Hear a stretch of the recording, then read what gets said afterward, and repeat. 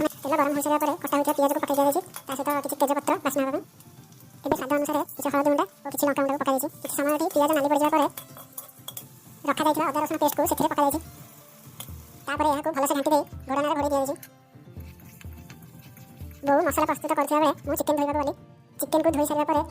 कटा आलू और चिकेन को आनी गोटे डेक्ची रखीदेली और से स्वाद अनुसार किसी हलदी किसी लुण पकई दिगला यहाँ सीझापी किसी समय छाड़ी प्रस्तुत होता मसला को ये पकईद यहाँ किसी समय चिकेन और आलू को कषिदेला डेक्ची चापाटी घोड़ाई चापा काढ़ी से किसी गरम मसला पकईदे प्रस्तुत होगा घर चिकेन तरकारी आपने तो देखिए घर चिकेन किपर प्रस्तुत है एवं चलते खाई देखा चिकेन केमी लगुच चिकेन टेस्ट केमी अच्छी